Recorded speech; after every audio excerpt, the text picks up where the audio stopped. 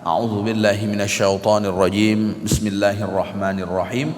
May yashfa' syafa'atan hasanatan yakun lahu nasibum minha. Allah Subhanahu wa taala berfirman, barang siapa yang memberikan syafaat yang baik, niscaya ia akan memperoleh bagian pahala daripadanya. Jadi yang memberikan syafaat, yang memberikan pertolongan, jika pertolongan itu baik, maka orang yang memberikan syafaat dia akan mendapatkan pahala dari syafaat yang kemudian dia berikan.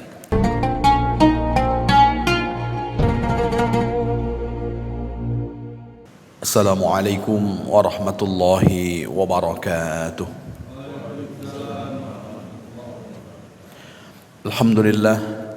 Alhamdulillahilladzi asbahna bifitratil Islam. Wassalatu wassalamu ala khairil anam wa ala alihi wa ashabihil kiram. Asyhadu an la ilaha illallah wa asyhadu anna Muhammadan abduhu wa rasuluh. Subhanaka la ilma lana illa ma 'allamtana innaka antal alimul hakim. Allahumma lakal hamdu wa ilaikal mushtaka wa antal musta'an. Wa la hawla wa la quwwata illa billahil aliyyil azim.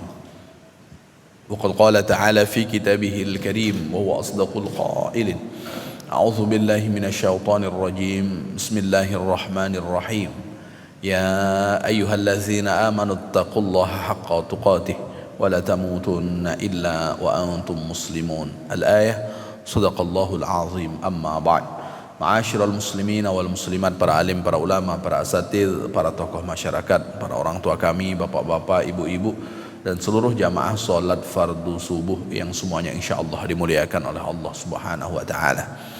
Bersyukur kita kepada Allah dengan mengucapkan kalimat alhamdulillahi rabbil alamin. Allah masih perkenankan kita dengan waktu yang di waktu itu dahulu Rasulullah sallallahu alaihi wasallam mendoakan untuk umatnya, Allahumma barik li ummati fi bukuriha, ya Allah berikanlah keberkahan kepada umatku di pagi-pagi hari dari hari yang mereka lewati. Dan alhamdulillah Allah hari ini jumpakan kita dengan waktu tersebut. Semoga Allah memberikan keberkahan dalam kehidupan kita, amin ya rabbal alamin. Berkah usia bukan hanya sekedar pergantian tahun sehingga usianya bertambah secara angka-angka, tapi dengan bertambahnya usia tambah pula kita dekat kepada Allah Subhanahu wa taala. Berkah harta bukan hanya sekedar hitungannya yang bertambah, tapi tidak membuat kita lalai kepada Allah Subhanahu wa taala. Berkah keturunan, saat kita menghadap Allah, ada investasi yang paling terbaik yang kita tinggalkan, yaitu keturunan yang salih dan salihah. Semoga Allah hadirkan keberkahan demi keberkahan tersebut, amin ya rabbal alamin. Bersalawat kita kepada baginda Rasul dengan mengucapkan kalimat Allahumma salli ala sayyidina Muhammad wa ala ali sayyidina Muhammad. Assalamu alayka ya Rasulullah. Seraya berharap semoga kita menjadi bagian dari umat Rasul yang kelak mendapat syafaatnya di padang mahsyar. Allah izinkan kita berkumpul berjumpa dengan beliau kelak di dalam surganya, amin ya rabbal alamin. Bapak Ibu jamaah yang dimuliakan oleh Allah Subhanahu wa taala, pada kesempatan pagi hari ini saya akan membacakan babus syafaati, bab tentang syafaat. Syafaat ini Bapak Ibu yang dimuliakan oleh Allah Subhanahu wa taala, Imam Nawawi rahimahullah pertama mengutip firman Allah Subhanahu wa taala dalam surat An-Nisa ayat yang ke-85. Allah Subhanahu wa taala berfirman, A'udzu billahi minasyaitonir rajim. Bismillahirrahmanirrahim. May yashfa' syafa'atan hasanatan yakun lahu nasibum minha. Allah Subhanahu wa taala berfirman, barang siapa yang memberikan syafaat yang baik, niscaya ia akan memperoleh bagian pahala daripadanya. Jadi yang memberikan syafaat, yang memberikan pertolongan, jika pertolongan itu baik, maka orang yang memberikan syafaat dia akan mendapatkan pahala dari syafaat yang kemudian dia berikan. Ini terkait dengan syafaat. Lalu kemudian syafaat ini Bapak Ibu yang dimuliakan oleh Allah Subhanahu wa taala, at-tawassut lil ghair li jalbi manfaatin aw daf'i madarratin.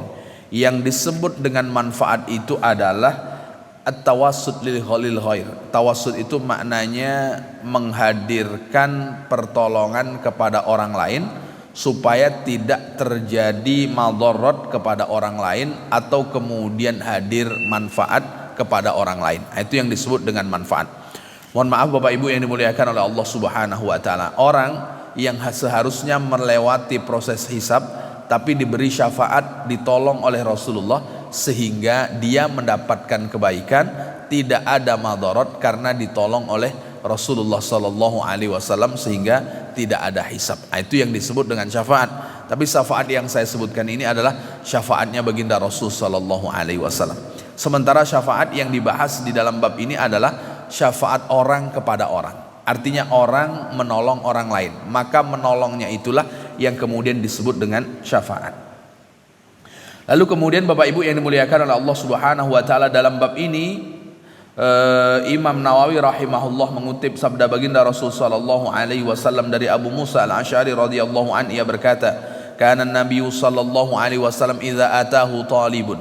Rasulullah sallallahu alaihi wasallam ketika datang seseorang memohon sesuatu tentang apa? Talibu hajatin, artinya ada hajat bagi dirinya, lalu kemudian dia datang kepada Rasul dan meminta kepada Rasulullah sallallahu alaihi wasallam. Kalau istilah sekarang orang datang ajukan proposal, begitu.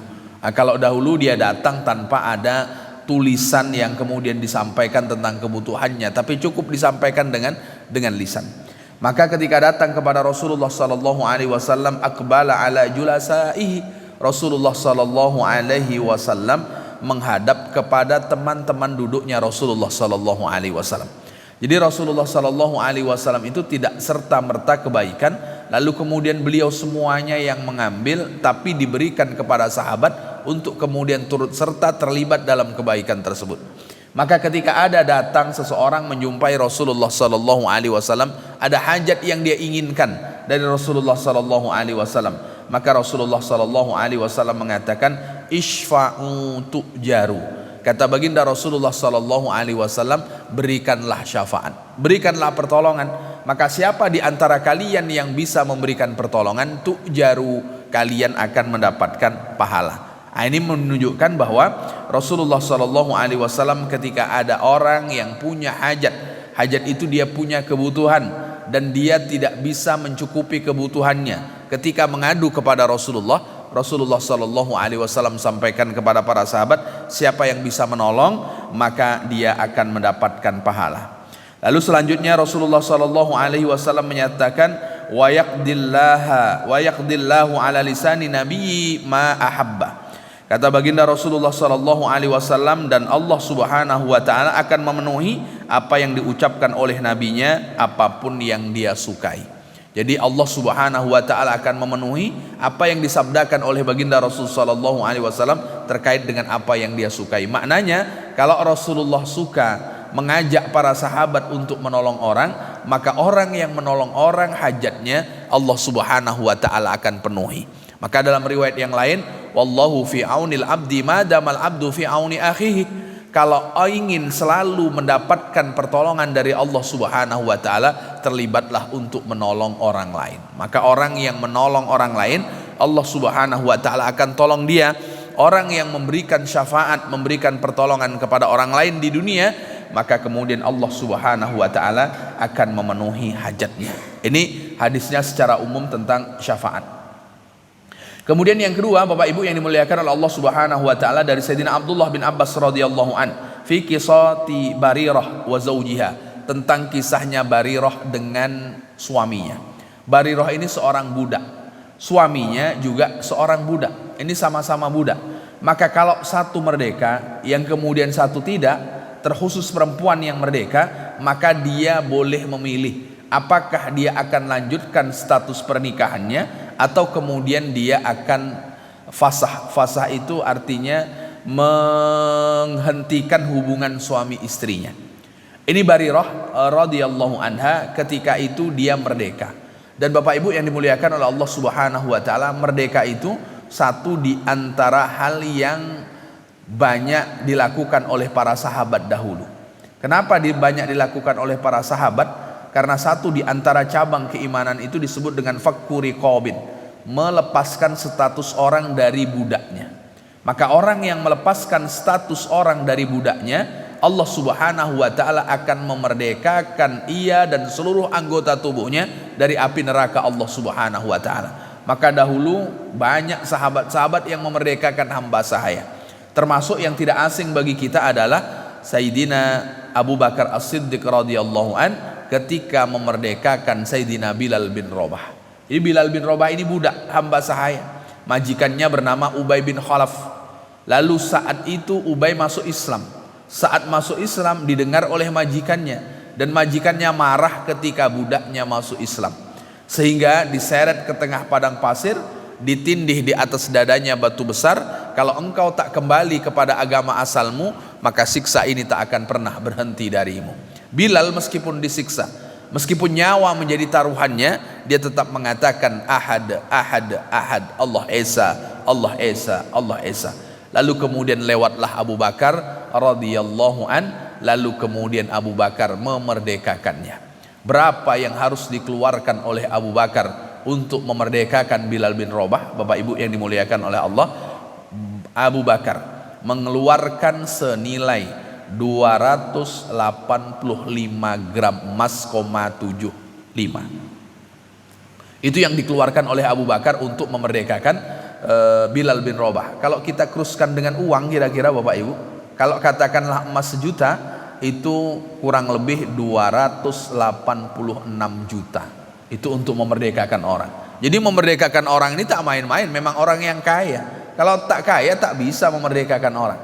Maka dulu perbudakan ini kan sangat marak. Bahkan budak ini pun diperjualbelikan di pasar, seperti orang menjual barang seperti biasanya.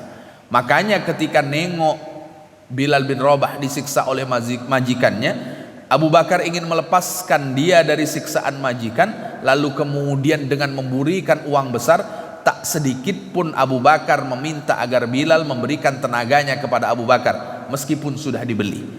Tapi saat dibeli oleh Abu Bakar, lalu kemudian Abu Bakar memerdekakan Bilal bin Rabah, sehingga Bilal bin Rabah ini sebelumnya hamba sahaya.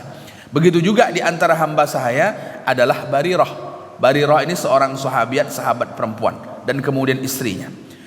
Lalu bagaimana tentang kisah Barirah secara singkat Bapak Ibu yang dimuliakan oleh Allah Subhanahu wa taala? Qala lahan Nabi sallallahu alaihi wasallam law raja'tihi. Kata baginda Rasul sallallahu alaihi wasallam setelah Barirah pisah dengan suaminya karena dia merdeka dan suaminya statusnya masih budak, kata Rasulullah, kalau seandainya engkau rujuk dengan suamimu. Ini kata baginda Rasulullah sallallahu alaihi wasallam. Lalu kemudian apa kata Barirah? Ya Rasulullah, ta'muruni, wahai Rasul, apakah engkau menyuruh aku agar aku kembali kepada suamiku? Ini artinya Rasulullah menjadi penolong bagi orang yang kemudian bercerai. Dengan cara apa? Rasulullah meminta agar Barirah rujuk kepada suaminya. Ini syafaatnya di situ. Rasulullah memohon kepada Barirah agar kemudian kembali kepada suaminya. Lalu kemudian kata Barirah, engkau menyuruhku wahai Rasul? Innama ashfa'u, kata baginda Rasul sallallahu alaihi wasallam, sesungguhnya aku akan menolong. Kata baginda Rasul sallallahu alaihi wasallam. Maka dalam riwayat yang lain bahwa Rasulullah sallallahu alaihi wasallam menyebutkan, qalat Barirah kemudian mengatakan, la hajata li fi, aku sudah tidak membutuhkan lagi suamiku, kata Barirah. Kenapa Barirah tidak membutuhkan suaminya? Karena suaminya statusnya masih budak dan dia sudah merdeka. Meskipun Rasulullah sallallahu alaihi wasallam meminta kepada Barirah agar kemudian kembali kepada suaminya, tapi ternyata Barirah tidak mau. Maknanya syafaat itu ada orang yang bisa melakukannya, ada yang kita sudah berusaha untuk menolong, tapi orang yang kita tolong tidak mau melakukannya. Sebagaimana Rasulullah ketika ingin menolong Barirah, tapi kemudian Barirah tidak menerima apa yang kemudian dianjurkan oleh baginda Rasul sallallahu alaihi wasallam. Maknanya itu juga kembali kepada kita. Ada kalanya kita menolong orang lalu kemudian orang itu mau kita tolong. Ada kalanya kemudian kita mau menolong tapi orang itu ternyata tidak mau kita tolong. Nah, itulah pertolongan itu yang kemudian disebut dengan syafaat. Maka syafaat ini Bapak Ibu yang dimuliakan oleh Allah Subhanahu wa taala dibagi menjadi 3. Yang pertama adalah syafa'atu muharramatin la tajuz. Yang pertama adalah syafaat yang haram kita melakukannya dan kita tidak boleh melakukannya. Apa contohnya? Ayyashfa'ali sahsin wajaba alaihil had ba'da ayyasila ilal imam. Orang yang seharusnya menerima sanksi dengan perbuatan jahatnya, lalu kemudian permasalahannya ini sudah sampai ke pengadilan, lalu kemudian kita datang menolongnya. Nah, itu yang tidak diperbolehkan. Apakah pernah ada kasusnya? Ada pada masa baginda Rasul sallallahu alaihi wasallam. Siapa dia? Seorang perempuan dari Bani Mahzumiyah. Bani Mahzumiyah ini salah satu suku terpandang. Karena dia suku terpandang, lalu ada di antara suku mereka yang mencuri, dan itu perempuan. Kalau suku terpandang lalu kemudian ada suku mereka yang mencuri, maka akan mencoreng nama besar suku. Sehingga apa yang dia lakukan ini sampai kepada Rasulullah Sallallahu Alaihi Wasallam, berarti sudah sampai ke pengadilan untuk kemudian diberikan sanksi. Tapi kemudian orang-orang Bani Mahzumiyah ini mencari cara, kira-kira siapa orang yang bisa menolong orang yang kemudian akan mendapatkan sanksi dari Rasulullah Sallallahu Alaihi Wasallam. Dicari, sampailah kemudian ketemu Usamah bin Zaid. Usamah bin Zaid ini anaknya Zaid. Zaid ini dulu waktu pengangkatan penisbahan anak kepada ayah angkatnya masih boleh, itu Zaid bin Rasulullah sallallahu alaihi wasallam. Tapi kemudian tidak diperbolehkan. Sehingga Zaid karena punya anak, maka Usamah disebut dengan Hibbur Rasul, satu di antara orang yang disayang oleh Rasulullah sallallahu alaihi wasallam. Meskipun bukan cucu kandung, tapi disayang oleh Rasulullah sallallahu alaihi wasallam. Maka akhirnya orang-orang Bani Mahzumiyah menggunakan Usamah agar menyampaikan kepada Rasul agar tidak memberikan sanksi kepada seorang perempuan yang mencuri dari kalangan Bani Mahzumiyah. Apa kemudian yang terjadi Bapak Ibu yang dimuliakan oleh Allah Subhanahu wa taala? Rasulullah sallallahu alaihi wasallam wajahnya merah, lalu kemudian Rasulullah mengatakan, "Atashfa fi haddin min hududillah?" Apakah engkau ingin menolong orang yang sudah ada sanksi, yang sanksi itu sudah ditetapkan oleh Allah Subhanahu wa taala? Di situ Rasulullah sallallahu alaihi wasallam marah.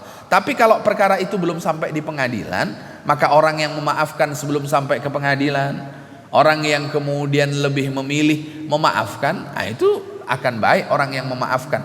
Tapi kalau sudah sampai di pengadilan lalu kemudian kita tolong, itu yang kemudian tidak diperbolehkan. Maka Rasulullah menyebutkan, apakah engkau akan memberikan syafaat terkait dengan sanksi yang sudah ditetapkan oleh Allah Subhanahu wa taala. Setelah itu Rasulullah menyampaikan, innama ahlaka man kana qablakum, sesungguhnya hancurnya orang-orang sebelum kalian bagaimana? Annahum kanu idza saraqa fihi musyarif tarakahu. Kalau yang mencuri itu orang terpandang, mereka tidak akan memberikan sanksi. Kalau yang mencuri itu adalah orang yang punya jabatan, maka sanksi tak berlaku baginya. Lalu kemudian Rasulullah menyebutkan, wa idza saraqa fihim ad-dhaif aqamu alaihi al-had. Tapi kalau yang mencuri orang yang biasa-biasa saja, orang yang tidak mampu, orang yang kemudian tak dipandang, maka kemudian sanksi akan diberlakukan. Mencuri ayam dengan merugikan negara dengan jumlah besar, sanksinya justru lebih berat yang mencuri ayam. Ini menunjukkan bahwa sanksi itu hanya berlaku kepada orang yang lemah, tak berlaku bagi orang yang kuat. Dan itu penyebab kehancuran yang Rasulullah sallallahu alaihi wasallam sebutkan.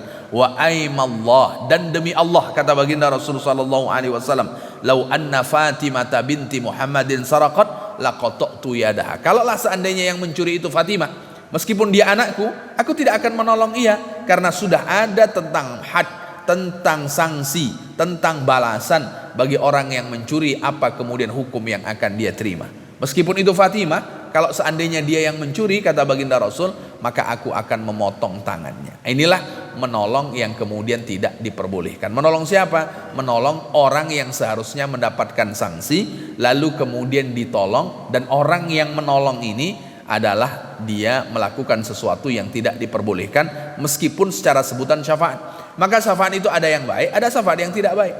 Syafaat yang baik boleh, syafaat yang tidak baik tidak boleh. Yang tidak boleh itu yang mana? Yang menolong orang yang sanksinya sudah sampai kepada pengadilan.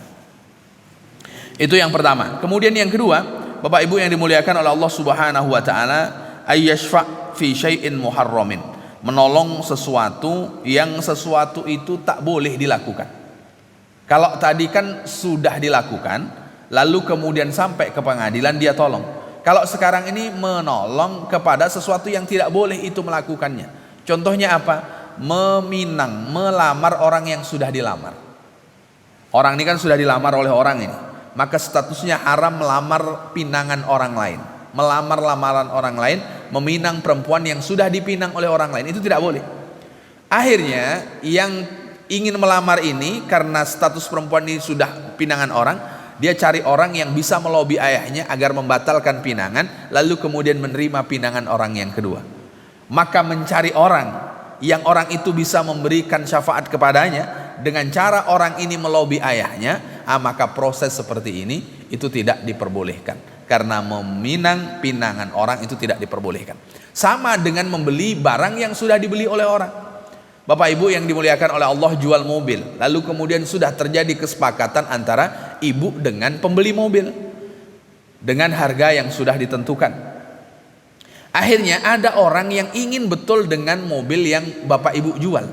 Akhirnya dia mencari orang supaya bisa melobi Bapak Ibu agar Bapak Ibu membatalkan transaksi itu, padahal sudah ada kesepakatan, karena dia ingin membeli lebih dibanding pembeli awal. Ini sama dengan kita menjual sesuatu, kita membeli sesuatu yang sudah dibeli oleh orang. Itu juga tidak diperbolehkan. Meskipun kita akan membeli dengan yang lebih mahal melalui orang yang akan membantu kita, menolong kita, tapi membantu di dalam sesuatu yang tidak diperbolehkan. Nah, itu termasuk dari kemudian yang disebut dengan syafaah muharramah yang tidak diperbolehkan. Lalu kemudian yang ketiga, Bapak Ibu yang dimuliakan oleh Allah Subhanahu wa taala, yang ketiga itu baru kemudian syafaat yang diperbolehkan, asy-syafa'ah fi syai'in mubah, syafaat kepada sesuatu yang diperbolehkan. Contoh, kita ingin membeli rumah, Bapak Ibu yang dimuliakan oleh Allah. Kalau kita langsung yang membeli dengan penjual rumah, harganya mahal. Tapi kita cari orang yang dekat dengan penjual rumah itu tadi untuk melobi supaya kemudian dia menurunkan harga. Yang model seperti ini boleh. Jadi kita mencari orang yang melobi lalu kemudian dia akan menurunkan harganya. Itu diperbolehkan syafaat yang model seperti itu. Maka ketika ada seseorang datang kepada Rasulullah ingin sahabat-sahabatnya ini memberi syafaat kepada orang yang sulit, kepada orang yang payah, kepada orang yang punya hajat. Lalu kemudian Rasulullah SAW menyebutkan, siapa di antara kalian yang bisa menolong, maka tu'jaru, kalian akan diberi pahala oleh Allah Subhanahu wa taala. Jadi tak serta-merta menolong itu semuanya boleh. Memberikan syafaat itu semuanya boleh. Ada yang boleh, ada yang tidak boleh. Kalau baik boleh, kita akan mendapatkan pahala. Kalau tidak baik maka tidak diperkenankan. Jadi yang baik-baik saja kemudian kita menolong. Bapak Ibu, dia datang ke rumah Bapak Ibu, tolong saya dalam keadaan payah, boleh saya pinjam uang, boleh saya diberi uang ini saya mau beli togel, barangkali nanti dengan saya membeli togel lalu kemudian nomor saya keluar, kalau nomor saya keluar maka saya akan bisa lunasi hutang-hutang saya. Ini kan kita menolong ini, tapi dia menyebutkan bahwa apa yang kemudian dia dapat dari kita untuk kemudian melakukan sesuatu yang baik, maka menolong orang yang seperti ini itu tidak diperkenankan. Jadi menolong itu untuk apa? Untuk yang baik-baik saja. Tapi kalau kemudian kita tidak tahu baik atau tidak, maka kita berhusnuzon, berbaik sangka bahwa orang yang datang kepada kita yang minta tolong itu untuk sesuatu yang baik. Mohon maaf, sama juga dengan orang-orang yang menggalang dana umpamanya ke tempat A, ke tempat B, ke tempat C. Oh, ternyata dia menggalang dananya bukan di satu tempat, di tempat yang lain. Lalu kemudian dia tidak sesuai dengan apa yang dia sebutkan. Artinya dia berbohong dalam proses penggalangan dana itu. Ya sama, ketika kita tahu lalu kemudian kita membantunya, ketika kita mendapatkan fee dengan membantu, berarti kita termasuk orang yang menolong kepada sesuatu yang tidak baik. Kan sedang ramai ini di mana-mana tempat. Ada orang yang mengaku mu'alaf, datang ke satu masjid, lalu dia dapat bantuan, pindah lagi ke masjid yang lain, sama juga perilakunya. Oh, dan kemudian seterusnya. Jadi memang yang mudah cari uang itu ya datang ke masjid ternyata. Itu mudahnya luar biasa. Karena tipikal kita orang Indonesia ini alhamdulillah menjadi orang yang kemudian mudah simpati. Itu orang Indonesia. Maka orang-orang Palestina itu sangat memuji orang Indonesia. Karena dalam pandangan mereka, orang-orang yang paling dermawan di dunia ini orang Indonesia. Meskipun jaraknya paling jauh, meskipun tak ada hubungan nasab, tapi kemudian orang Indonesia banyak membantu saudara-saudara kita di Palestina yang sampai sekarang meskipun beritanya tidak begitu seperti dahulu, tapi kemudian penindasan dan penyerangan yang dilakukan oleh Israel itu masih berlangsung kepada mereka sampai sekarang. Sampai sekarang belum berhenti. Maka orang Indonesia ini adalah orang-orang yang kemudian disebut sebagai orang yang dermawan. Ini luar biasa, meskipun hanya dengan mengumpulkan dari satu tempat ke tempat yang lain.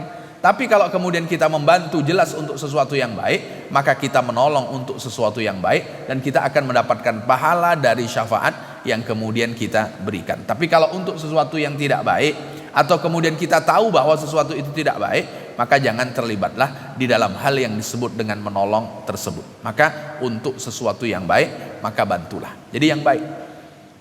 Lalu kemudian kita memberikan pertolongan tersebut. Ini terkait dengan hadis terkait dengan syafaat. Mungkin sebelum kita lanjutkan ke bab al-islah bainan nas, kalau ada yang ingin didiskusikan Bapak Ibu dipersilahkan tentang syafaat. Syafaat orang kepada orang. Orang kepada orang itu maksudnya syafaat di dunia. Kalau syafaat di akhirat itu hanya untuk Rasulullah Sallallahu Alaihi Wasallam. Kalau syafaat orang baik, orang solih itu berlaku ketika nanti di dalam surga, dan kemudian juga berlaku nanti ketika di padang mahsyar. Itu berlaku bagi orang baik. Kalau di dalam surga, saat orang-orang Allah masukkan ke dalam surga, orang-orang baik kan Allah masukkan ke dalam surga. Lalu kemudian Allah berikan mereka izin bicara dan meminta. Mereka tidak minta fasilitas, mereka tidak minta makanan, tapi ketika Allah berikan izin bicara, dia berkata, aina ikhwanana alladzina kanu yusalluna ma'ana. Ya Allah, mana kawan-kawan kami yang dahulu melaksanakan sholat? Kok tak ada kawan sholat yang dulu di masjid Baitul Ma'mur, ya Allah? Kok tak ada ya kawan-kawan yang melaksanakan sholat?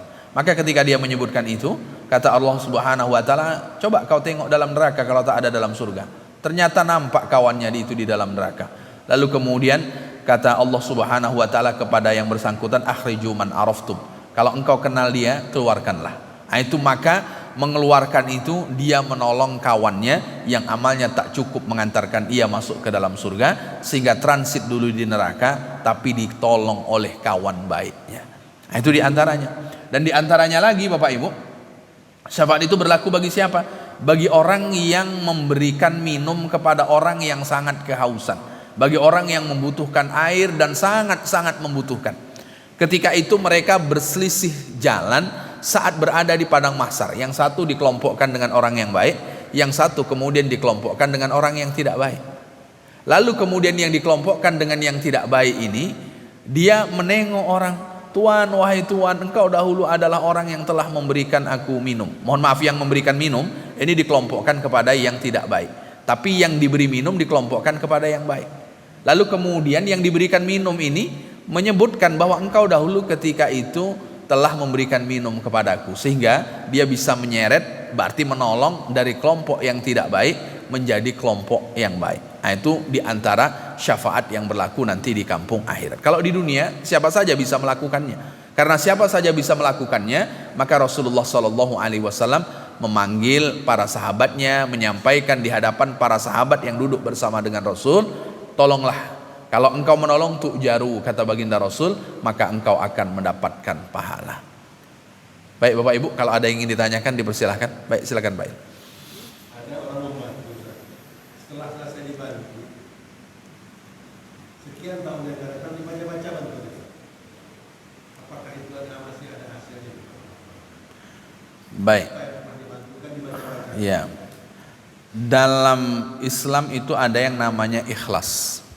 Nah, itu yang payah.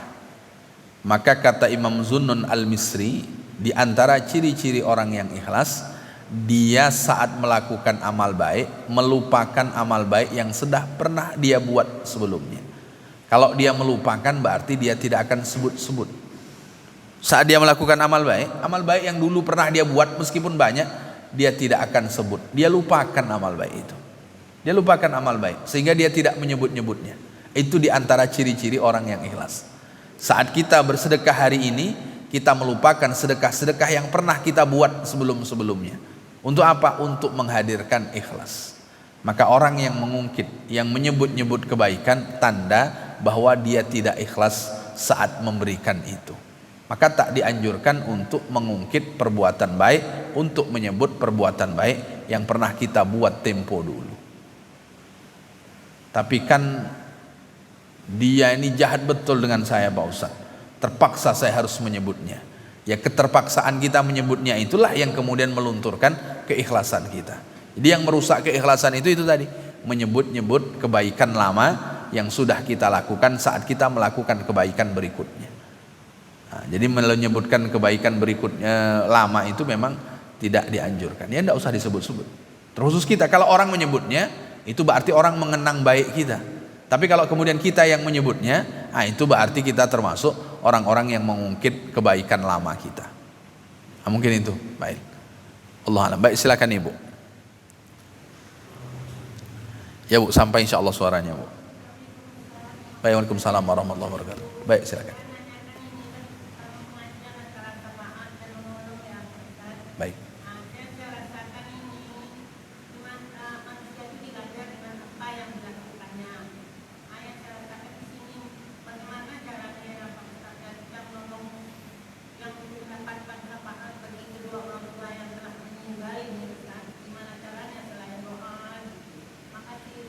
Baik. Menolong orang tua yang sudah meninggal selain doa. Ada seseorang datang kepada Rasulullah sallallahu alaihi wasallam. Hal baqiya min birri abawayya sayun aburruhuma ba'da wafatihima. Rasul, masihkah bisa aku berbuat baik kepada ayah dan ibuku yang sudah meninggal? Ini kan berarti berbuat baik, berarti menolong. Berbuat baik itu kan secara tidak langsung ya membantu. Bisa aku berbuat baik membantu orang tuaku yang sudah meninggal wahai Rasul? Kata Rasulullah sallallahu alaihi wasallam, "Na'am." Iya, engkau masih bisa berbuat baik kepada mereka. Bagaimana caranya? Yang pertama kata Rasulullah, as-salatu alaihima, mensolatkan jenazah mereka. Jadi pertama kali saat orang tua sudah meninggal, masihkah bisa kita berbuat baik? Masih. Bagaimana caranya? Yang pertama, solatkan jenazahnya.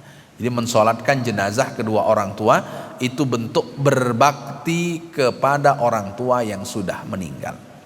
Maka sesibuk apapun kita, tinggalkanlah kesibukan itu untuk mensolatkan jenazah kedua orang tua kita. Kenapa perlu kita mensolatkan? Supaya kita dihitung sebagai anak yang berbakti. Selain itu, kita berharap anak kita akan melakukan hal yang sama sebagaimana kita melakukan kepada orang tua kita.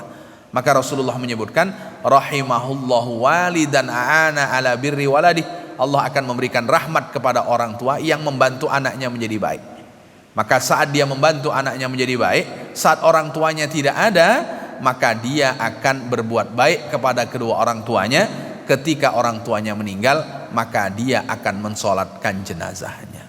Karena ada kasus ini Bapak Ibu di Harapan Raya, anaknya tak ada yang mau masuk ke masjid, padahal yang disolatkan adalah ayahnya. Ayahnya yang disolatkan. Anaknya takut disuruh jadi imam. Apalah salahnya tinggal mengatakan, tolonglah Bapak Imam yang mensolatkan, kami tak siap untuk menjadi imam, kan selesai. Tapi kemudian memilih berada di halaman masjid. Ini kan gimana rasanya? Sedangkan orang yang menengok saja perih, lalu bagaimana kalau kemudian yang melihat itu adalah orang tuanya? Itu makanya Rasulullah menyebutkan yang pertama adalah mensolatkan jenazahnya. Lalu kemudian yang kedua, wal istighfaru lahuma, kata baginda Rasul, mintakanlah ampun kepada Allah untuk dosa-dosanya. Seperti yang Ibu sebutkan tadi, bahwa Allahumma ghafirli dzunubi wali walidayya, ya Allah ampunilah dosaku, dosa-dosa kedua orang tuaku. Maka orang tua yang sudah meninggal tetap doakan agar Allah memberikan ampunan, Allah memberikan rahmat, Allah lapangkan kuburnya, dan kemudian seterusnya. Itu yang kedua. Yang ketiga, kata baginda Rasul sallallahu alaihi wasallam, wa ibqa'un bi uhudihima. Kalau orang tua punya janji, lalu kemudian janji itu belum terrealisasi, maka cara kita menolong orang tua, berbuat baik kepada mereka, tunaikan janjinya. Meskipun menepati janji itu bukan kewajiban orang tua, bukan kewajiban anak, mohon maaf, tetaplah kewajiban orang tua. Lalu ketika itu bukan kewajiban anak dan anak yang merealisasikannya, itu disebut kebaikan anak kepada orang tua. Contoh, orang tua punya hutang, dia berjanji akan bayar bulan sekian, belum sampai pada bulannya dia meninggal, akhirnya dia kan tak bisa bayar nih. Sementara hutang itu janji, dan membayar hutang itu bukan kewajiban anaknya. Makanya kalau ada orang meninggal Bapak Ibu, harta peninggalannya pertama gunakan untuk penyelenggaraan jenazah. Oh masih ada, gunakan untuk membayar hutang-hutangnya. Kalau kemudian masih ada, baru untuk ahli waris. Ahli waris itu ternyata urutan ketiga. Sekarang banyak ahli waris yang tak memedulikan hutang orang tuanya. Yang jelas harta orang tua bagaimana bisa di tangan saya. Hutang ayah kan hutang ayah, hutang mak kan hutang mak, bukan hutang saya. Yang mak tinggalkan ini kan untuk kami, untuk saya. Sementara dia tidak memikirkan bahwa orang tuanya punya beban, yang beban itu akan berkesinambungan sampai dia di alam barzah, sampai nanti di hari kebangkitan. Hutang itu kadang pernah selesai dengan mati, makanya kemudian digunakan adalah harta peninggalannya. Kalau tak ada harta peninggalan bagaimana Pak Ustaz? Tapi anaknya semuanya miskin, bagaimana Pak Ustaz? Ketika itu Rasulullah SAW mau mensolatkan jenazah. Kata Rasulullah, Allahu dainun, apakah jenazah yang akan kita solatkan ini punya hutang? Kata para sahabat, lahu dinarani Rasul, bahwa jenazah yang akan kita solatkan ini punya hutang 2 dinar. Dalam riwayat yang lain 3 dinar. Lalu kemudian siapa yang membayarkan? Abu Qatadah. Ternyata orang yang tak ada hubungan nasab pun boleh melepaskan hutang orang, termasuk Abu Qatadah. Kata Abu Qatadah, dinarani alayya, 2 dinar itu biarlah menjadi bebanku wahai Rasul, maknanya aku yang akan membayarkannya. Lalu bagaimana kalau yang membayarkan itu anaknya? Itulah yang kemudian dihitung cara anak menolong orang tua dari beban hutangnya, dia akan membayarkannya meskipun itu bukan kewajiban anaknya. Kemudian berikutnya kata baginda Rasul, wa ikramu sadiqihima. Jadi kalau ingin kita menolong orang tua kita, muliakan kawan-kawannya. Jadi kawan-kawannya yang masih ada, kunjungi. Kawan-kawannya yang masih ada, datangi. Selain memuliakan, wasilaturrahimil lati la tusallu illa bihima, dan silaturahimlah kepada mereka yang engkau dahulu tak pernah mengenal silaturahim kalau orang tua itu yang tidak mengajarkan kepadamu. Jadi kawannya hormati, datangi. Rasulullah SAW kalau menyembelih kambing, Bapak Ibu, yang Rasulullah ingat siapa? Yang Rasulullah ingat kawan-kawannya Sayyidah Khadijah radhiyallahu anha. Itu yang Rasulullah ingat untuk mengirimkan makanan kepada kawan-kawannya. Rasulullah SAW ketika datang tamu, yang tamu itu kawan istrinya, Rasulullah yang menggelarkan tikar sendiri untuk kawan-kawan Sayyidah Khadijah radhiyallahu anha. Begitu Rasulullah SAW, itu baru kawan itu. Dan itu yang dilakukan oleh Rasulullah SAW kepada kawan istrinya. Karena kawan istrinya bagi Rasulullah tentu adalah orang yang secara usia lebih tua, 25 berbanding 40. Berarti selisihnya 15 tahun. Kalau umur Rasulullah 40 tahun, berarti kawan-kawan Khadijah umurnya berapa? 55 tahun. Jadi 55 tahun tentu orang sepuh. Orang sepuh itu kan diantara yang Rasulullah ajarkan, tidaklah bagian dari kami siapa? Orang yang tidak sayang dengan yang kecil dan orang yang tidak hormat dengan yang tua. Nah itu dia. Jadi tidak sayang dengan yang kecil, tidak hormat dengan yang tua. Itu bukan bagian dari kami. Tapi jangan diplesetkan ini untuk kepentingan sesaat. Karena kadang ada orang kepentingan sesaat dikait-kaitkan pokoknya semuanya dengan metode cocokologi. Nah itu biasanya seperti itu. Pokoknya dicocok-cocokkan dengan agama untuk memenangkan dirinya dan kemudian lain sebagainya. Nah itu yang Rasulullah SAW sebutkan. Berarti kepada orang tua yang sudah meninggal selain doa apa? Mensolatkan. Mensolatkan sudah Pak Ustadz apa? Kalau punya janji tunaikan. Mentunai janji juga sudah Pak Ustadz. Kalau ada kawannya datangi. Saya Bapak Ibu dulu pernah kecil di Dumai, dan saya tidak ingat dulu pernah kecil di Dumai itu, tak ada yang terekam di diri saya kecuali dahulu mengambil terong yang waktu itu saya dimarah oleh ayah saya. Terong masih kecil-kecil itu Bapak Ibu, saya ambilin gitu kan. Nah itu dimarah sama ayah. Ternyata marah meskipun saya waktu kecil itu ternyata nempel sampai sekarang itu. Jadi nempel, itu ingat, yang itu ingat, sisanya tidak ada yang ingat. Tidak ada yang ingat kalau pernah hidup di Dumai gitu. Tidak ingat karena masih kecil. Lalu kemudian saat saya ke Dumai, ketika saya datangi kawan ayah, kawan emak, itu luar biasa sambutannya. Pokoknya mereka senang. Berarti saya membayangkan kalau orang tua kita sudah meninggal, kita datang ke kawannya itu pasti senangnya luar biasa. Makanya jauh-jauh Rasulullah SAW sebutkan, kalau engkau masih ingin dihitung sebagai anak yang berbakti kepada orang tuamu, maka lakukanlah silaturahim, muliakan sahabat-sahabat orang tuamu. Karena orang tua ini Bapak Ibu, dia pasti mencari kabar kawannya dahulu. Dia ingin dengar cerita kawannya dahulu. Itu pasti. Karena faktor usianya sehingga mereka sulit untuk bertemu. Ketika anaknya yang datang atau kemudian membawa orang tuanya, oh itu senangnya luar biasa. Jadi membawa anak orang tua kita ke kawan-kawannya itu, kawannya itu pasti senangnya luar biasa. Makanya mohon maaf, kadang orang-orang tua ini kenapa dia melamun? Karena dia tidak ketemu orang yang dahulu satu frekuensi dengan yang bersangkutan itu tadi. Jadi kalau ketemu kawannya itu senangnya luar biasa. Maka Bapak Ibu, orang-orang yang sudah pensiun ini, kalau tak punya kawan tua ngaji, saya yakin cepat pikun nih. Maka yang memperlambat pikunnya itu apa? Karena jumpa dengan kawan-kawan yang sama-sama usia tua. Maka tengoklah jamaah-jamaah di sekitar Pekanbaru yang ngumpul di Al-Falah atau di mana. Itu kalau libur sekejap tak ngaji dah sibuk tuh Bapak Ibu. Itu menunjukkan bahwa dia sedang kehilangan komunitasnya. Lalu bagaimana kalau anak itu orang tuanya justru dibawa, jumpa dia dengan kawannya. Ya kalau kita biarkan di rumah saja, kita biarkan begitu saja, dia tambah stres lah. Tapi kalau sekali kita bawa, kita jumpakan dengan kawannya, wah itu senangnya luar biasa. Kalau seorang tua kita meninggal, kita datang ke tempat kawannya. Selain orang tua di alam barzahnya senang karena amal kita datang kepada kawannya, kawan yang didatangi pun senang dan menyenangkan orang. Satu di antara amal yang paling Allah Subhanahu wa taala sukai. Jadi berkunjung ke tempat kawan orang tua dan memuliakan. Nah, itu di antaranya, mohon maaf Bapak Ibu. Kita ini kadang lebih suka melakukan sesuatu yang menyenangkan diri kita, tapi lupa menyenangkan orang lain. Apa contohnya? Liburan, kita pergi ke tempat rekreasi A, ke tempat rekreasi B. Ini kan menyenangkan kita semuanya nih. Meskipun balik kadang duitnya habis, susah lagi. Nah, itu urusan belakangan lah. Tapi kemudian kita kadang lupa menyenangkan orang tua kita. Dan di antara cara menyenangkan itu, ketika orang tua sudah meninggal, ya datang kepada kawannya. Ketika masih hidup, bawa untuk jumpa, untuk ketemu dengan teman-temannya. Nah, itu senang luar biasa. Wallahu a'lam. Mungkin itu Ibu sedikit yang bisa saya jawab. Mungkin ada pertanyaan lain, Bapak Ibu yang dimuliakan oleh Allah. Jika ada, pas ini. Baik, kalau tidak ada kita lanjutkan karena waktu sholat isyraq masih ada sekitar 6 menit lagi.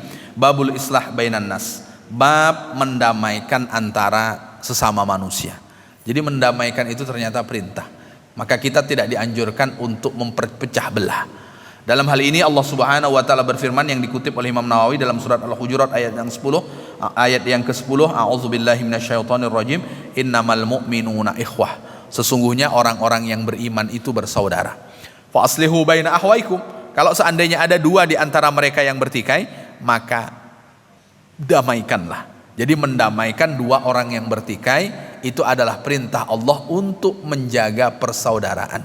Karena kita dipersaudarakan. Memang kita dipersaudarakan tidak karena satu nasab, mungkin juga tidak dari satu suku, mungkin juga kemudian bukan dari satu daerah, tapi kemudian Allah Subhanahu wa taala persaudarakan kita dengan sama-sama mengucapkan kalimat la ilaha illallah. Maka Allah panggil pertama dengan kalimat ya ayyuhalladzina, ya innamal mu'minuna. Allah panggil dengan kalimat innamal mu'minuna, sesungguhnya orang-orang yang beriman. Jadi kalimat imannya itulah yang mempersaudarakan mereka. Dan kalimat iman itu kan ditandai dengan mengucapkan kalimat la ilaha illallah atau asyhadu an la ilaha illallah wa anna muhammadan rasulullah. Persaudaraan.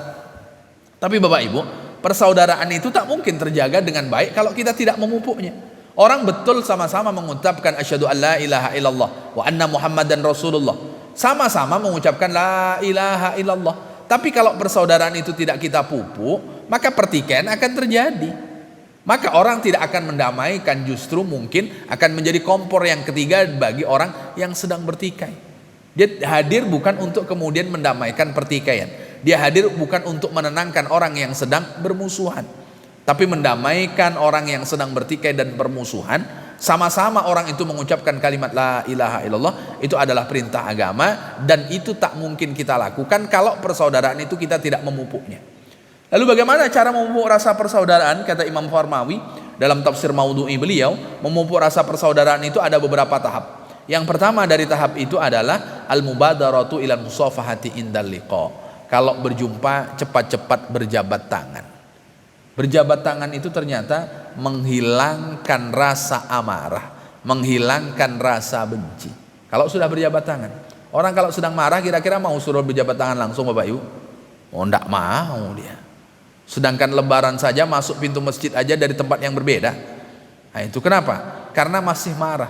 Makanya Rasulullah memupuk rasa persaudaraan itu ya dengan biasa berjabat tangan. Makanya kalau kita tengok dalam keterangan Imam Nawawi bahwa dianjurkan untuk kemudian berjabat tangan selesai sholat. Selesai sholat berjabat tangan itu kan bukan bagian dari sholat. Selesai sholat subuh dengan selesai sholat asar.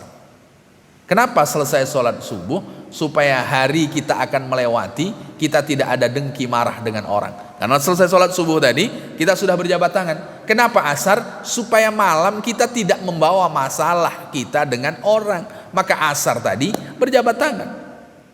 Kalau tidak salah asar, subuh dengan maghrib atau asar dengan maghrib. Saya lupa pasnya. Tapi itu diantaranya. Jadi salaman selesai sholat itu diantaranya ya itu tadi melembutkan supaya kemudian memupuk rasa persaudaraan. Jadi berjabat tangan ini luar biasa. Ya, orang yang berjabat tangan saat berjumpa itu diantara sekian sunnah baginda Rasulullah SAW untuk memupuk rasa persaudaraan tersebut. Kemudian yang kedua, Bapak Ibu yang dimuliakan oleh Allah Subhanahu Wa Taala, al-liqa'u biwajhin thaliq, berjumpa dengan ekspresi wajah yang menyenangkan. Ini bolak-balik saya sampaikan, berjumpa dengan ekspresi wajah menyenangkan itu orang lain senang Bapak Ibu. Belum lagi kita memberi, cuman wajah saja ditengok senang orang, itu ternyata bagian dari rasa memupuk rasa persaudaraan. Maka kalau jumpa dengan orang, ya wajah kita itu jangan buat orang menderita, jangan buat orang sehat menjadi sakit, jangan buat orang tensi rendah menjadi naik gara-gara jumpa dengan kita, karena kita tidak memperlihatkan wajah yang menyenangkan. Bapak Ibu, orang yang selalu senyum ketika jumpa dengan orang siapa? Selalu senyum, tak pernah tak senyum, karena SOP-nya seperti itu. Pramugari. Pernah Bapak Ibu tengok pramugari marah saat kita akan masuk pesawat? Pernah nengok dia tidak senyum Bapak Ibu? Senyum. Meskipun kita salah, dia menyapanya tetap dengan senyum. Tapi sayang, yang dia lakukan itu SOP pekerjaannya. Kalau tidak dibawa setelah kemudian dia dari atas pesawatnya, ya sama saja tidak. Contoh Bapak Ibu, kalau ke bank, meskipun kita hutang merepotkan dia, meskipun kita bawa tumpukan uang receh, kita tak bisa menghitung, dia yang menghitung, kira-kira senyum tidak menghitungnya? Senyum. Ada beberapa orang yang resign dari bank. Saya tanya, apa yang paling payah kerja di bank ketika menjadi orang yang pertama harus berjumpa dengan nasabahnya?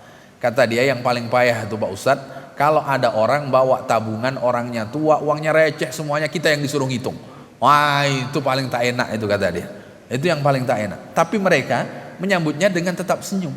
Dan tahu Bapak Ibu, senyum pegawai bank itu belajar Bapak Ibu. Kalau tak menghadirkan tutor dari Jakarta, dikirim ke Jakarta hanya untuk berlatih senyum. Nah, coba bayangkan, berlatih senyum itu. Lah kita di dalam Islam jauh-jauh sudah Rasulullah ajarkan. Berjumpa dengan orang itu ya ekspresi wajah.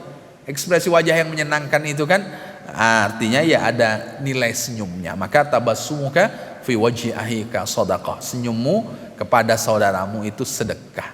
Ini senyum itu ternyata luar biasa, senang orang lain. Senang, jadi menyenangkan orang itu senyum.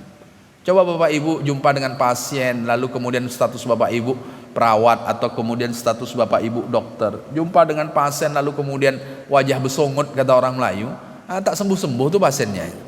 Maka wajah menyenangkan itu obat belum dikasih saja, mungkin orang sudah cepat lebih sembuh sebelum obat itu kemudian sampai kepadanya. Maka jauh-jauh sebelumnya itu diantara hal yang memupuk rasa persaudaraan. Adapun sisanya tentang apa-apa yang akan memupuk rasa persaudaraan, mendamaikan orang yang bertikai, insya Allah kita akan sampaikan di pertemuan berikutnya. Barangkali itu Bapak Ibu yang saya bacakan pada pagi hari ini.